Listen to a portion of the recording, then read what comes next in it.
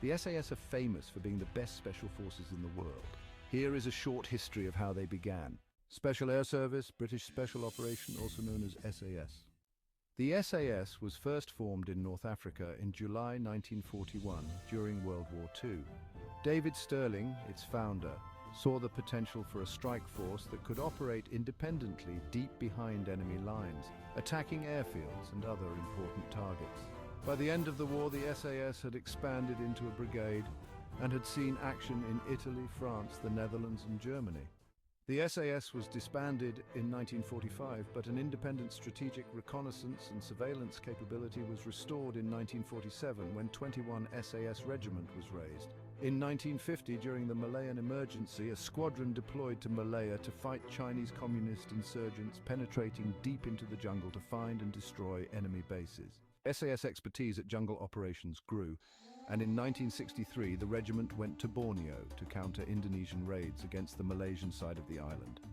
SAS patrols conducted long-term covert cross-border surveillance operations and ambushes codenamed Operation Claret, often recruiting local tribesmen to act as trackers, guides and intelligence gatherers. The SAS also proved effective in the Middle East. In 1958, 2 squadrons helped the Sultan of Oman deal with rebel tribesmen. In the barren mountainous terrain of the Mount al-Aqdar Massif, the SAS launched a lightning attack that quickly overwhelmed the enemy. The SAS's longest operational commitment was in Northern Ireland, where from 1969 until 2007, when the military operation ended, it focused on countering the Provisional Irish Republican Army, or PRO. Although small teams had been working undercover since soon after the start of the Troubles, it was not until 1976 that the regiment's formal deployment was announced.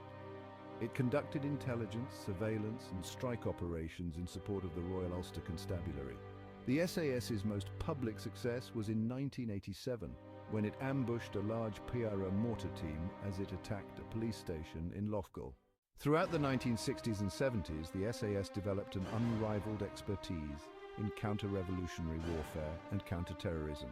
In 1977, its Special Projects team helped its West German counterpart, the GSG-9, release hostages from a hijacked airliner at Mogadishu, Somalia. In May 1980, the SAS conducted a highly successful hostage rescue operation at the Iranian embassy in London in full glare of international media. The 1982 Falkland Islands War required the SAS to conduct more traditional tasks of raiding and patrolling behind enemy lines.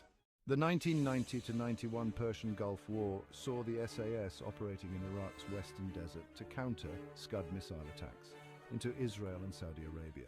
During the 1990s Bosnian conflict, SAS liaison teams communicated directly with warring factions. Teams in Bosnia and Herzegovina later hunted indicted war criminals. During the 2003-2011 Iraq War, the SAS provided task forces Black and Night to conduct counter-terrorist operations in Baghdad and Basra. They excelled at short-notice precision raids, often moving rapidly from one target to the next as the intelligence picture developed.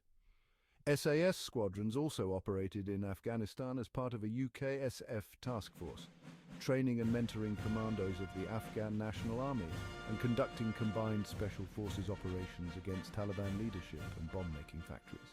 Sir Michael Rose, born January 5, 1940 in Quetta, India, now in Pakistan, is a British military officer who commanded United Nations peacekeeping forces in Bosnia and Herzegovina from 1994 to 95 during the disintegration of Yugoslavia.